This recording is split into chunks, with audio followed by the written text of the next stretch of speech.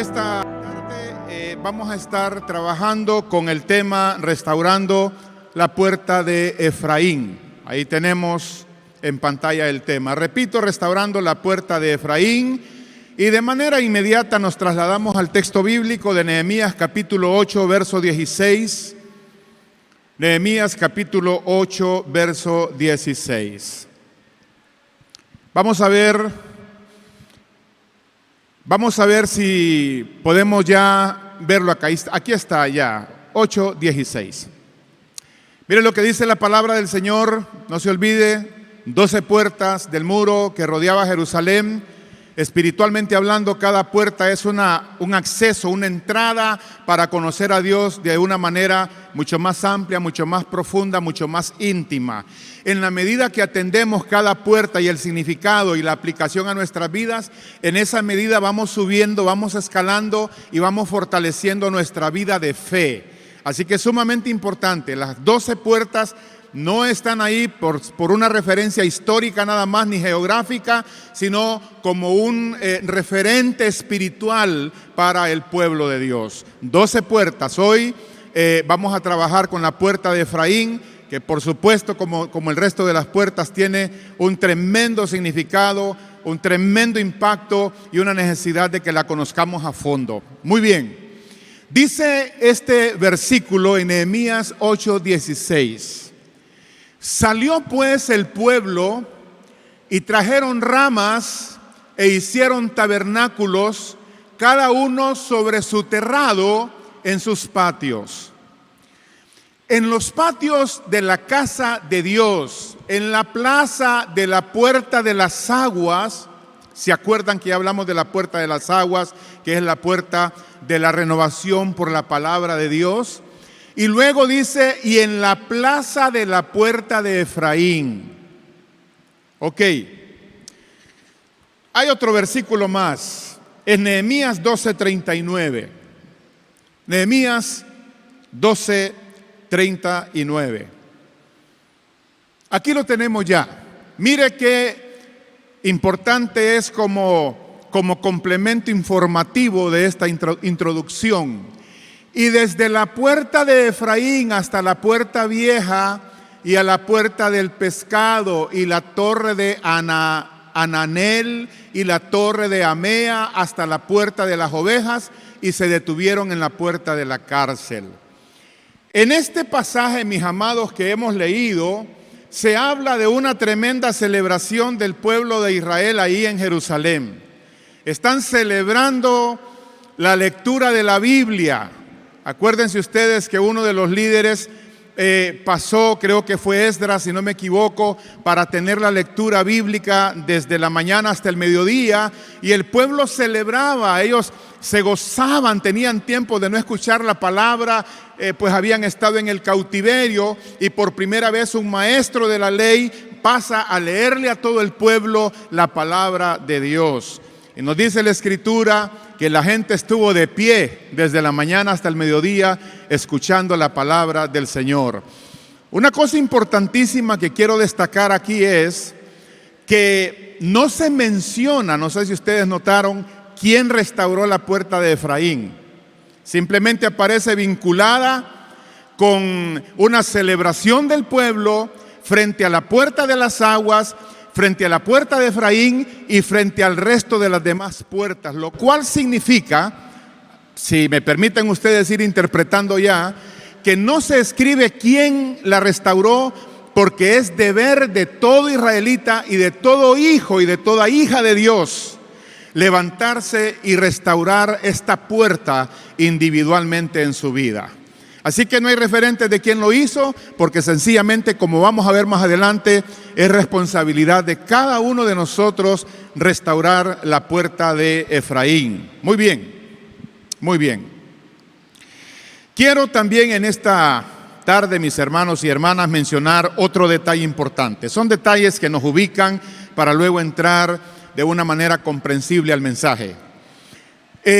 La puerta de Efraín daba justamente al mercado ahí en Jerusalén. Así que la gente que entraba por esa puerta lo primero que percibía era el olor fresco de las verduras, de las frutas, de todo el movimiento comercial en ese día. El olor del vino fresco, el olor de todo lo que se vendía en materia de comercio en Jerusalén. Algunos dicen que se sentía esa fragancia, esa frescura, y eso es totalmente coherente con el significado de la puerta de Efraín, como lo vamos a ver, porque justamente la palabra Efraín o el nombre Efraín significa doblemente fructífero o fructífero dos veces. Mire qué importante. Y ya este detalle nos va introduciendo hacia el significado de la puerta de Efraín. Dos veces fructífero significaba el nombre de Efraín. Ahora, ¿por qué? ¿Por qué significaba eso? Bueno, Efraín, juntamente con Manasés, fueron los únicos dos hijos de José allá en Egipto. Y cuando José fue puesto como el segundo en el imperio egipcio, el administrador de los bienes de Egipto en ese tiempo, José se casó con una princesa hija de un sacerdote egipcio y les nacieron estos dos hijos. Manasés era el mayor y Efraín era el menor. Pasado el tiempo y que Jacob ya vivía en Egipto, porque José lo mandó a traer con toda la familia y ya el pueblo de Israel había crecido significativamente en Egipto, entonces el anciano Jacob manda a llamar a José y quiere conocer a sus hijos. José se moviliza hasta donde estaba el anciano Jacob, llega con los dos hijos y le pide a José que por favor bendiga a sus hijos. Era una práctica patriarcal poderosa. Cuando un anciano patriarca, un hombre de Dios, bendecía a los hijos o a los nietos, había un poder tremendo de transferencia, había una declaración profética sobre la vida y sobre el destino de esos niños. Era más que simplemente Dios te bendiga, era una cosa poderosa, había algo que se desataba a favor de la persona a quien se bendecía. Entonces llegan Manasés, Efraín y José y pone los dos niños frente al patriarca. Mire este cuadro, mire qué interesante. Cada vez que alguien bendecía a los hijos o a los nietos, siempre el que bendecía comenzaba por el mayor. Ponía la mano derecha sobre su cabeza y luego la mano izquierda sobre el menor.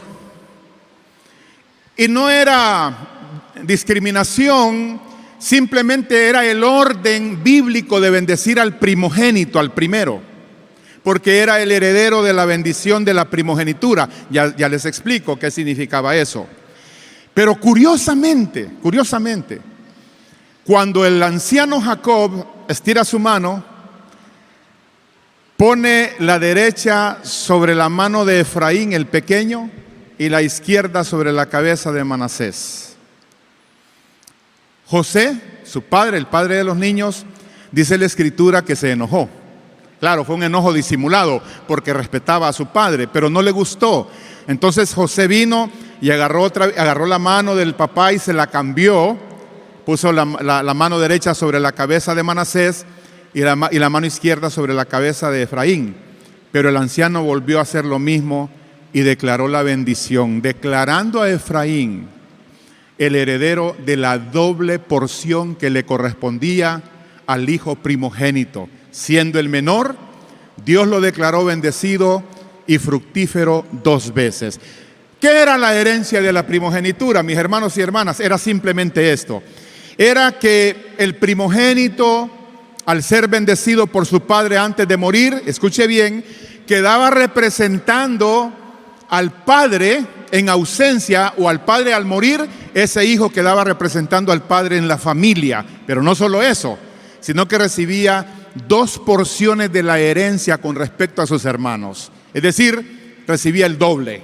Entonces era como una bendición que traía un poder, porque lo empoderaba frente a la familia como ahora el nuevo jefe familiar, con autoridad familiar y de manejo administrativo de todos los bienes, pero además de eso en su herencia habían dos partes. Para el resto de los hermanos era una, para él eran dos. Por eso se le llama a Efraín doble bendición, doble fructificación o fructífero.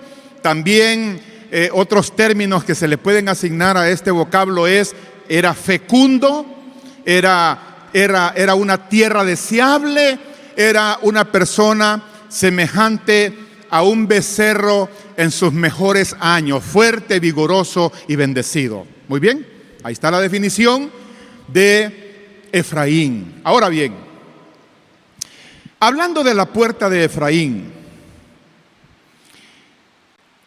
a esa puerta se le puso el nombre de Efraín, de las 12 puertas.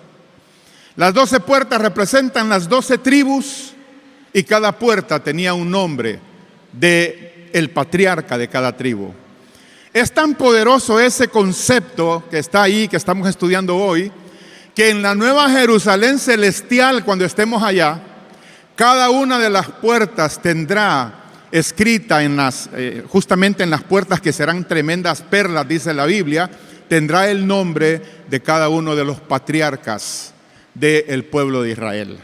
Así que es una cosa extraordinaria y tremenda. Pero muy bien, ¿qué significa, mis amados, restaurar en nuestras vidas la puerta de Efraín? Esa es la pregunta, ¿verdad? ¿Qué significa? Leímos más o menos un poquito el trasfondo histórico, el significado histórico, pero ahora, ¿qué significa para usted, mi hermano y mi hermana, y para mí, el trabajar y restaurar la puerta de Efraín? Significa esto. Significa que usted y yo hemos sido diseñados y establecidos por Dios. Oiga esto, por favor. Si usted es hijo y es hija de Dios, definitivamente, indiscutiblemente y bíblicamente, usted ha sido diseñado para llevar fruto en abundancia en su vida espiritual. No importa quién es usted, no importa ninguna cosa externa más que el hecho que Dios lo diseñó desde el momento que recibió a Cristo, desde el momento que usted conoció la salvación a través de Jesús, desde el momento que su nombre fue escrito en el libro de la vida del Cordero. Desde ese momento usted fue diseñado, tiene en su ADN espiritual, está la simiente, la semilla fructífera para ser un cristiano que lleve fruto en su vida. Mire qué cosa más tremenda. Oiga bien lo que le voy a mencionar. Yo sé que es una frase que nos desafía, que nos golpea en realidad. A mí me causa esa sensación, pero no es un golpe de condenación ni de vergüenza. No, más bien es como un desafío que me reta a buscar en Dios la posibilidad de dar fruto para el Señor. Dijo Jesucristo, oiga lo que dijo: en esto he glorificado mi Padre. ¿En qué? En que llevéis mucho fruto. Piénselo. Piénselo. Si usted dice, ay, yo quiero glorificar a mi Padre en mi vida, bueno, lo que usted está diciendo es, necesito restaurar la puerta de Efraín en mi vida. Usted dice, ay, yo quiero expresar mi gratitud al Señor por tantas cosas buenas que Él ha hecho en mi vida, por tanta bondad y misericordia. Bueno, lo que usted está diciendo es, necesito restaurar la puerta de Efraín en mi vida. Usted dice, me siento insatisfecho, me siento que tengo una deuda con el Evangelio. Como dijo Pablo, soy deudor de la gracia de Dios. Él me dio para dar. Así que es normal que usted sienta eso.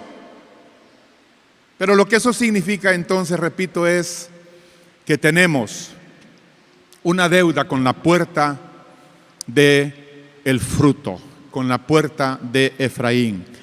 Tenemos que reconocer, mis amados, y esta palabra no va con ninguna connotación, insisto, de condenación, no, solamente para desafiarle a usted, para que usted comprenda que usted no ha sido llamado para medio entretener la vida cristiana, para medio dar un frutito por aquí, otro frutito por allá, y luego descuidarse y dejar de seguir fluyendo en esa cosecha a la cual ha sido llamado de glorificar el nombre de Dios, llevando fruto, sino que usted se dé cuenta, mi hermano y mi hermana, que en efecto, aunque nadie aparece restaurando esa puerta, es porque todos somos responsables de restaurar la puerta de Efraín en nuestras vidas. Para eso estamos acá. Y hoy me llamaba la atención, fue interesante, porque he estado escuchando por ahí algunos amigos pastores predicando desde sus iglesias, así, pequeños fragmentos, mientras oigo a mi esposa ahí conectándose. Y curiosamente esa es la palabra que estaban predicando, ese es el tono principal de sus temas, dar fruto. Hoy dice, ¿qué cosa? Es justamente lo que vamos a hablar hoy en esta tarde. Así que déjeme decirle, yo creo que no es coincidencia. No, ni creo que es coincidencia que usted esté sentadito ahí donde está, tampoco. Ni creo que sea coincidencia que estemos reunidos acá sin un propósito de escuchar la voz de Dios y comprometernos con el tema de llevar fruto en nuestras vidas. Muy bien. Mi hermano y mi hermana, ¿cómo es que se lleva fruto y cómo es que se restaura la puerta de Efraín en nuestras vidas? Una de las cosas, y se lo digo de corazón, estoy hablando aquí delante de mi Padre y de ustedes, que yo oro cada día, le ruego a Dios cada día, le suplico cada día, que me conceda llevar fruto. Porque, mire qué triste es decirlo, pero igual es bíblico y hay que mencionarlo. Mucha gente entrará al reino de los cielos. Oiga qué cosa más terrible lo que vamos a mencionar, pero es bíblico.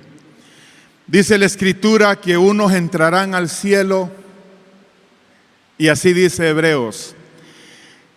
Creo que es Hebreos la cita. Dice que se le abrirán las puertas de par en par y se le dará, dice, una amplia bienvenida.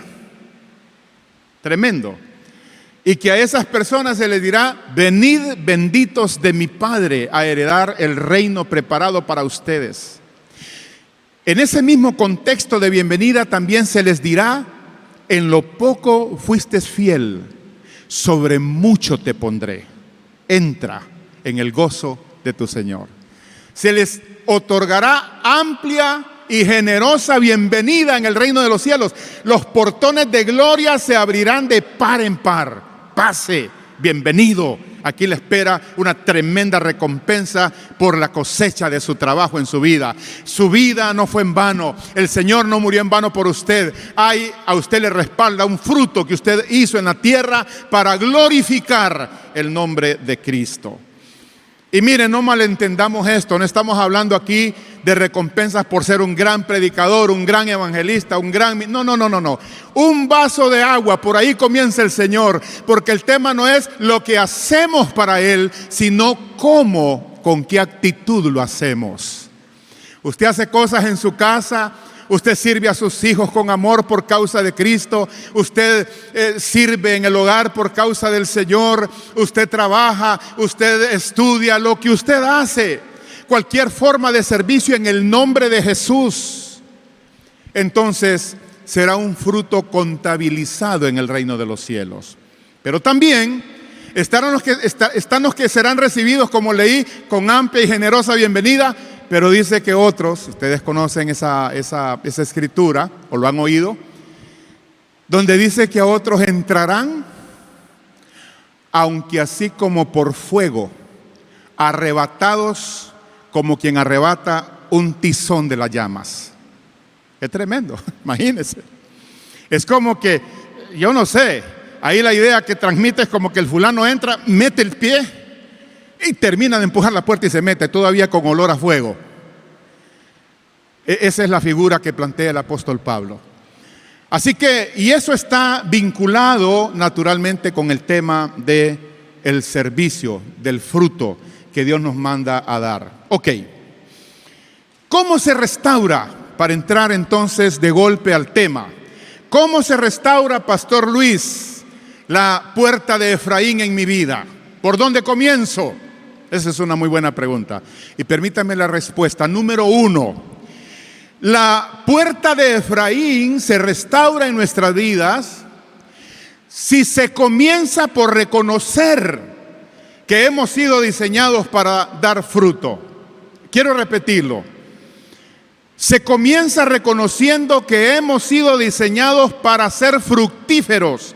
Usted tiene que llegar a un punto en convencerse y decir, hombre, yo no puedo pasar mi vida así por así. Yo no puedo menospreciar la gracia. Debe de haber alguna manera de dar fruto para la gloria de Dios. Y yo siento que Dios me estableció para ello. Miren lo que dice la palabra de Dios en San Juan 15:16. Vea usted qué interesante. Y me llama la atención porque en ese pasaje no hay excepción. Toda persona, todo hijo, toda hija de Dios, insisto, tiene el ADN, la simiente del Espíritu en él y la capacidad de dar fruto. No solamente la capacidad, sino el diseño para hacerlo, que es muy importante. Mire lo que dice acá.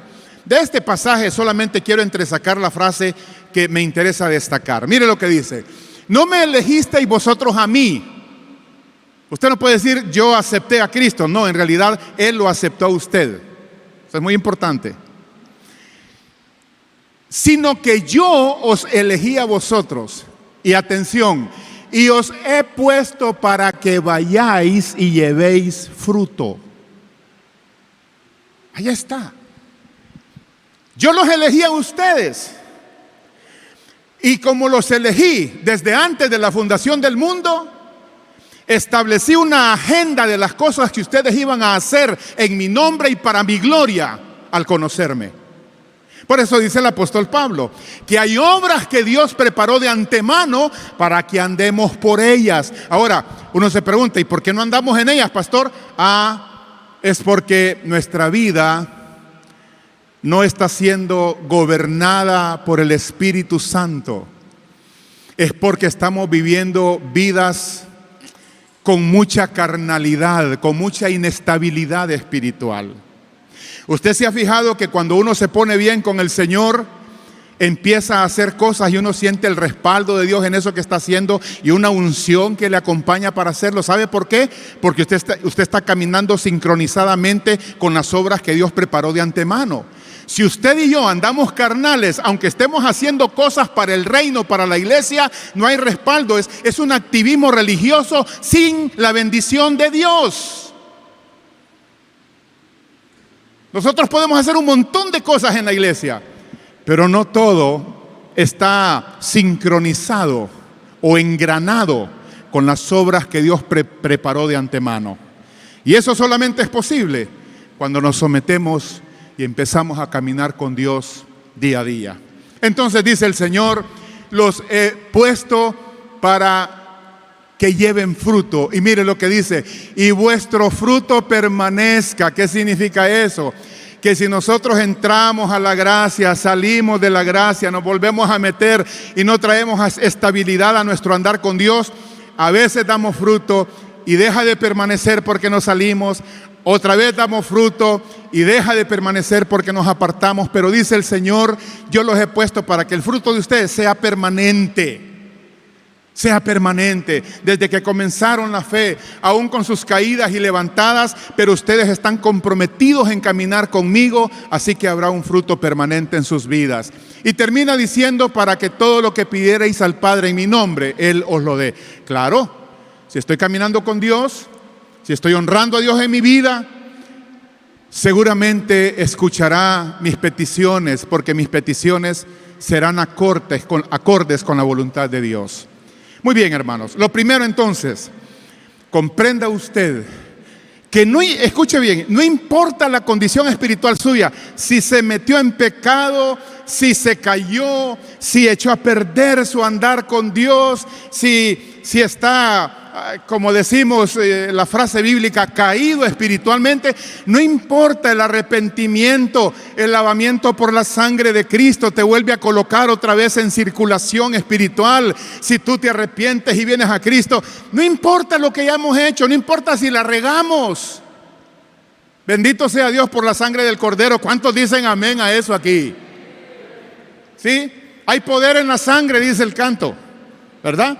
Alabemos a Dios por esa bendita sangre. Démosle un aplauso al Señor. Esa sangre preciosa nos limpia. Esa sangre preciosa nos purifica. Y por ahí comenzamos a restaurar la puerta de Efraín a través del arrepentimiento y a través del lavamiento de la sangre de Cristo. Inmediatamente te pones en contacto con tu Dios y comienzas a caminar para honrarle con el fruto en tu vida. Número 2, ¿de qué otra manera se restaura la puerta de Efraín? No solamente entendiendo que hay un diseño para dar fruto, sino que número 2, escuche bien, damos o empezamos a restaurar esa puerta, mis hermanos y hermanas, cuando comprendemos. Mire la frase que uso, comprendemos. Hay muchos temas que son ajenos a nosotros en materia de entendimiento, porque necesariamente hay que comprenderlo. Si no lo comprendemos, nos quedamos en la ignorancia de ese tema. Pero necesitamos comprender que la vida cristiana se compone de 2 etapas. Usted y yo, nuestra vida cristiana tiene 2 componentes o 2 etapas que hay que entender. Es la etapa infantil y la etapa madura. Présteme atención, por favor. Cuando nosotros venimos a Cristo, la Biblia dice que somos niños en la fe. Comenzamos como niños, como bebés en Cristo. Todos empezamos así. Y en lo natural, ¿cuáles son las características de un niño? Por sus necesidades, por su condición de infante, por su misma naturaleza humana, el niño es ególatra, egocéntrico, y todo su mundo o todo el mundo gira alrededor de las necesidades de ese niño. Curiosamente, la primerita palabra que el niño aprende a decir, dicen los que entienden del tema, es dame o no. Es lo primero que aprenden. No. ¿Verdad? Y el niño es básicamente egoísta. Todo lo quiere para él, todo lo pide para él. No hay nadie más que quepa en su mundo de necesidades. No puede compartir juguetes de manera natural y espontánea. Siempre está peleando y es extremadamente territorial. Él cree que su papá, su mamá, sus hermanos y hermanas, los vecinos y todo el mundo viven para él, para satisfacerlo a él. ¿Y sabe usted que esa es la primera etapa del cristianismo? Niños, ¿se han fijado? Venimos a Cristo, necesitamos tutores, necesitamos nodrizas que nos ayuden espiritualmente, necesitamos la comparación a que nos cambien pañales cuando vamos y nos embarramos de todo en el pecado, necesitamos consolación, ánimo. Es una etapa normal y es una etapa natural en la vida cristiana. Todos pasamos por ello, sin excepción alguna. No es anormal, es normal hasta cierto punto. ¿Cuál es el problema y dónde comienza lo difícil? Y que es aquí donde nos cuesta entender que somos llamados a la segunda etapa, que es la etapa de madurez. Es la etapa del adulto espiritual. Es la etapa donde tenemos que decirle adiós a la manera de pensar como niños, de actuar como niños, de hablar como niños, de juzgar como niños y de exigir excesiva atención como niños. ¿Se imagina usted chineando a un niño de 40 años? Atendiendo a una persona que ya es una persona adulta biológicamente, pero que emocionalmente es un bebé. Es anormal. Entonces, la etapa infantil es normal, pero somos llamados a la etapa madura. En la etapa infante, el niño es egoísta. En la etapa madura, el interés primordial del adulto es servir. Bueno, lo vemos en la familia, ¿verdad? Cuando nos Estamos solteros, todo gira alrededor nuestro, compramos nuestras lociones, todas aquellas cosas con las que necesitamos vernos mejor e impresionar a los demás. Pero una vez que nos casamos, ese dinerito que iba para la loción, para el gustito, tiene que ir para pañales, para leche Seteco. ¿Por qué? Porque el adulto tiene otras prioridades, otros compromisos, y entiende que la vida es así, y que gracias a Dios está llegando a una edad adulta, madura, en donde ya deja de pensar en sí para desplazarse a favor de otros, de aquellos que ama, de aquellos a los cuales es llamado para servir. Entonces, amados, en la vida cristiana, restaurar la puerta de Efraín significa despedirnos de la infancia espiritual, decirle adiós a esa etapa y comenzar a asumir compromiso, empezar a asumir entrega, responsabilidad, y empezar a pensar como adulto: ¿cómo puedo servir? ¿Cómo puedo retribuir lo que Dios me ha dado y revertirlo en bendición de los demás? ¿Qué puedo hacer por los demás? Ya no estamos diciendo qué va a hacer la iglesia por mí, qué hacen los pastores por mí, qué hacen los líderes por mí, qué están haciendo por mí. Ahora el pensamiento maduro, adulto es: ok, claro que vamos a seguir necesitando ayuda, asistencia, no dejamos de ser ovejas, pero es a partir de un pensamiento maduro, de un pensamiento responsable, de un pensamiento que comienza a ajustarse a las características de la puerta de Efraín. ¿Sabe usted que me llamó a mí la atención del concepto de la doble porción del Espíritu? Dice la Escritura que una de las cosas que le preguntó Elías a Eliseo antes de ser levantado en el carro de fuego, le dijo: mira, no le preguntó, perdón, sí le dice: ¿qué quieres que te dé cuando yo me vaya? Porque Eliseo era el discípulo de Elías. ¿Qué quieres que te dé? Dijo Eliseo: dame 2 porciones de tu espíritu. ¿Se acuerdan? Ok, le dijo Elías, si vos me mirás el día que me arrebaten, son tuyas las 2 porciones. Pero ¿sabe qué me llamó la atención? A veces uno piensa que es cierto, era doble poder, doble unción, doble presencia, pero en realidad fíjese que si usted estudia la vida de Elías, era doble trabajo. Porque la unción no es un accesorio de lujo. La presencia del Espíritu no es para que seas feliz en sí mismo.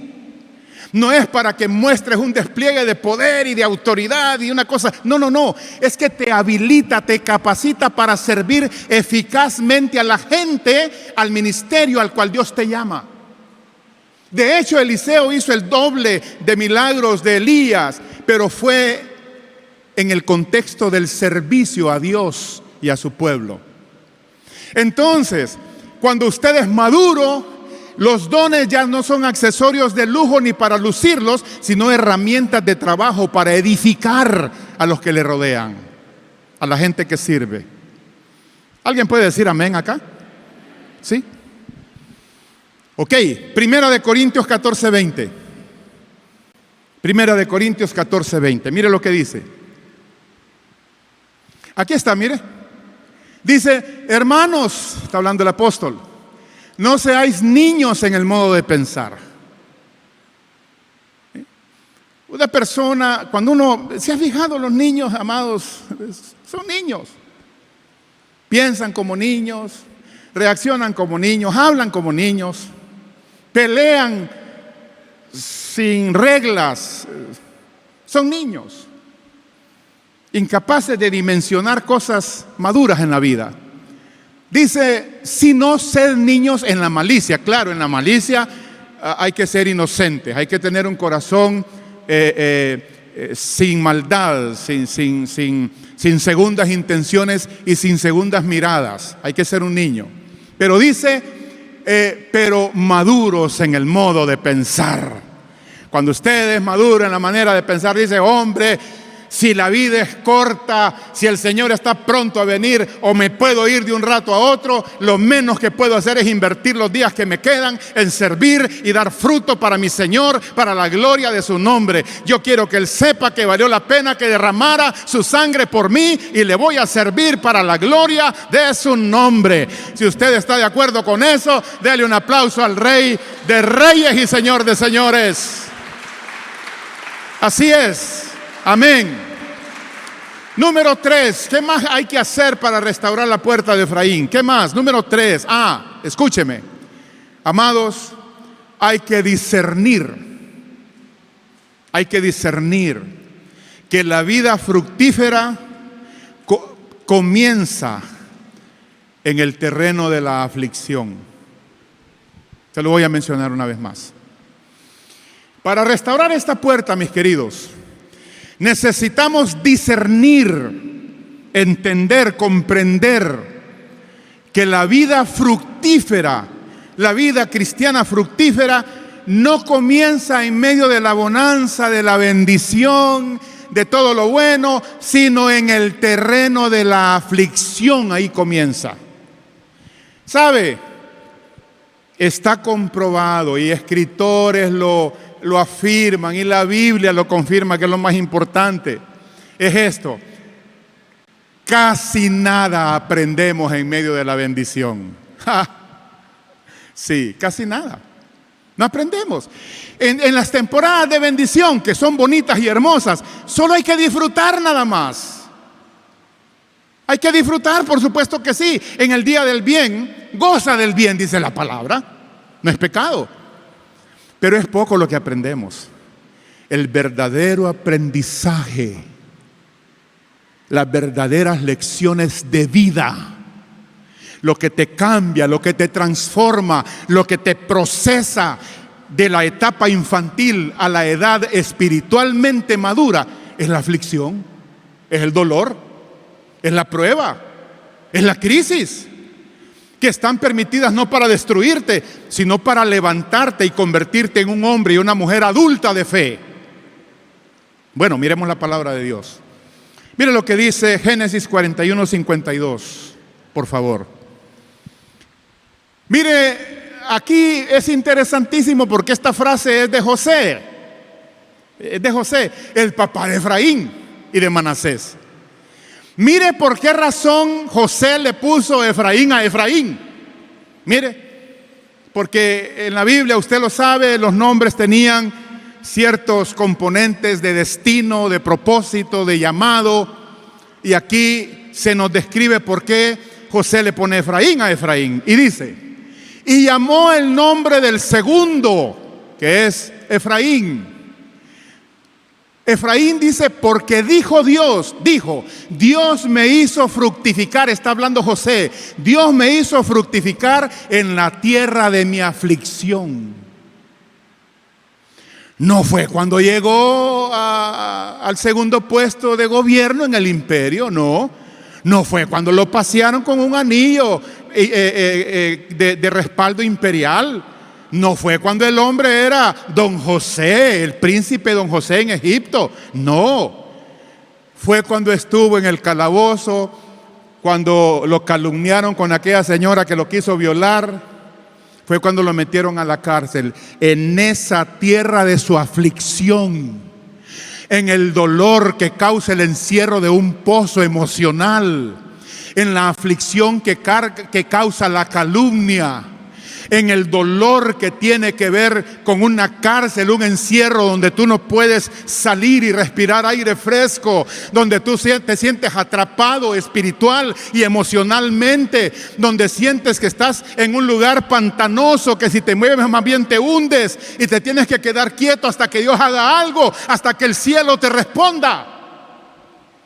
Es en ese momento de aflicción donde si te humillas y te sometes bajo la poderosa mano de Dios, vas a ver que en ese suelo de aflicción, en esa tierra de prueba y dolor, comienza el fruto del Espíritu Santo en tu carácter. Comienzas a volverte más humilde, más manso, más sencillo, más puro, más santo, más limpio. Y entonces empiezas a transitar las sendas del verdadero fruto espiritual. No es lo mismo hacer cosas en la carne, mis hermanos, que hacerlas en el espíritu. Y no podemos hacer cosas en el espíritu si no hemos sido procesados en medio de la aflicción. Usted va a conocer hoy la gente más humilde, con más gracia espiritual, que tiene en su haber espiritual carácter de Cristo. Usted siente que esa persona tiene marcas y huellas en su vida que huelen a Cristo. Usted encuentra que esa persona camina de manera gobernada por el cielo, por la palabra. Y no es que es perfecta, de ninguna manera, no lo hay. Nadie existe perfecto, pero usted percibe que hay vida de Cristo en esa persona. Usted sabe que hay compromiso de fondo en esa persona. Mis hermanos y hermanas, ¿estás pasando alguna aflicción? ¿Estás en algún calabozo financiero? ¿Estás bajo juicio injusto de personas que te han señalado, que te han menospreciado, que han embarrado tu dignidad por todos lados? ¿O te sientes que estás encarcelado y que alguien se llevó las llaves de tu libertad, de tu bendición, de tu crecimiento? Bueno, es tiempo de humillarnos bajo la poderosa mano de Dios. ¿Alguien dice amén aquí? No es el momento para quejarnos, ni para murmurar, ni para pelear, ni para reclamar al cielo, ni señalar gente. No es el momento de albergar nada malo en el corazón, nada. Señor, lo que me está pasando es difícil, pero aquí vengo delante de tu presencia. Jesús, lávame en tu sangre, límpiame, purifícame. Yo me someto, yo me entrego bajo la poderosa mano tuya. Y tú me levantarás cuando sea tiempo. ¿Alguien dice amén? Y finalmente, número 4, ¿qué más necesitamos para restaurar esa puerta, mis amados, del fruto en nuestras vidas?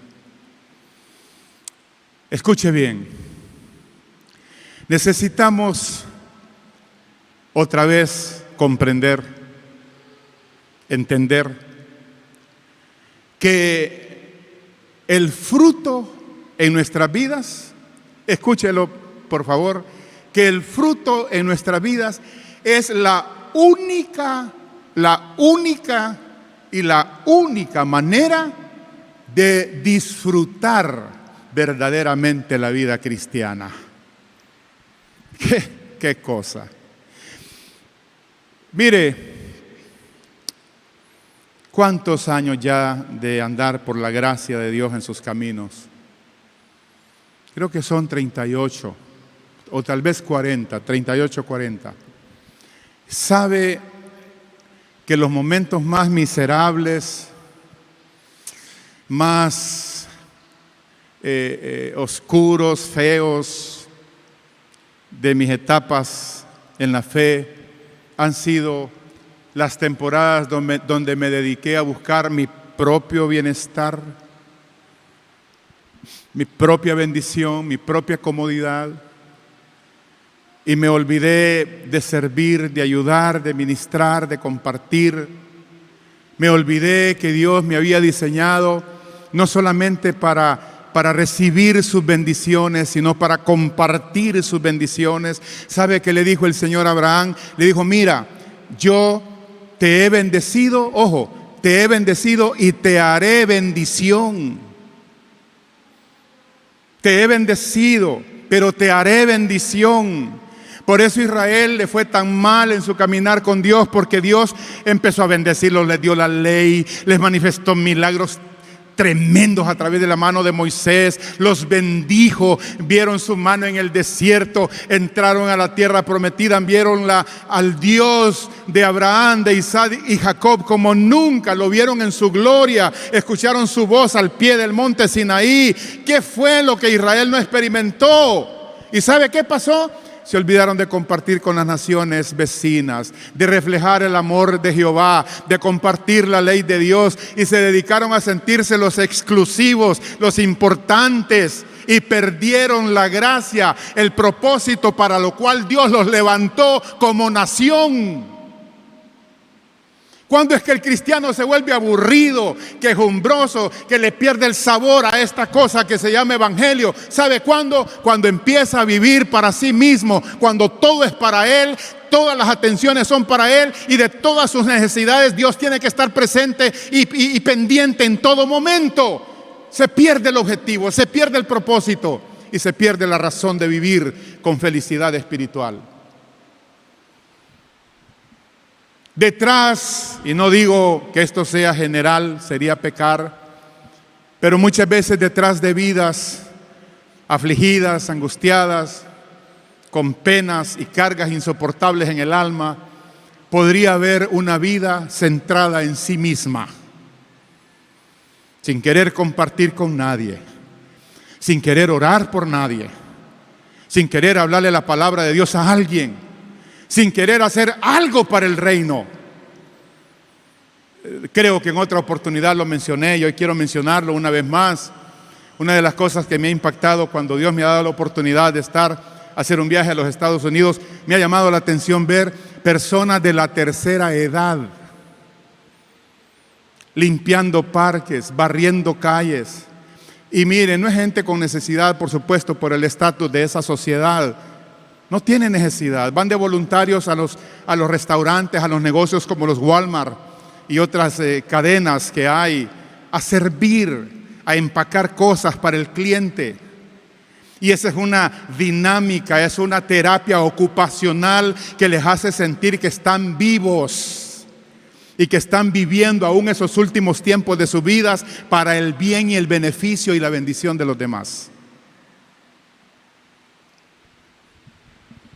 Hay tanto, mis amados.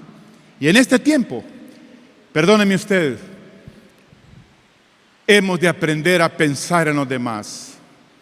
Hemos de aprender a levantar esa puerta, mis hermanos. Hay tanta oportunidad de servicio. Hay tanta necesidad de una palabra de consuelo, de una llamada telefónica. Mire, estoy orando por usted. Dios le bendiga. Aprovechar las redes para colocar una palabra reflexiva de bendición. Si usted no sabe qué escribir, ponga un texto, alguien lo va a leer y el Espíritu va a usar esa palabra que no es suya para bendecir a otro. No podemos estar ahí encapsulados. Está bien, yo entiendo las medidas de bioseguridad y el distanciamiento social, pero eso no impide que no usemos recursos, herramientas con las cuales podemos bendecir a otros sin necesidad de exponernos.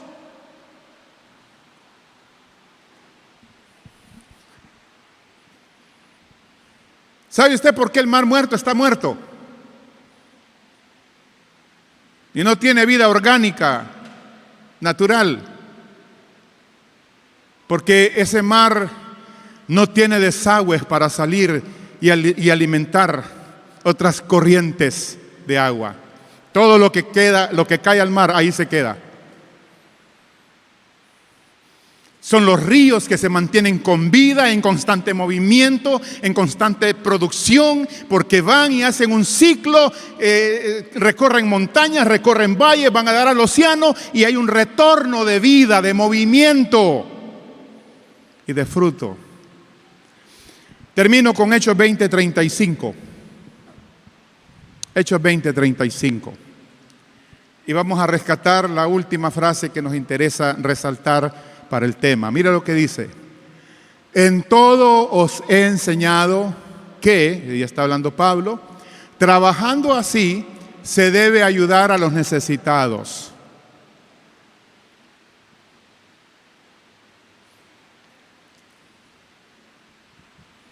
Y recordar, porque a veces lo olvidamos, las palabras del Señor Jesús que dijo: más. Es más, no es menos, ni igual, es más. Aquí la aritmética es que hay un elemento de suma, de bendición, de porción extra, de doble porción de bendición para tu vida. Es más bienaventurado dar que recibir.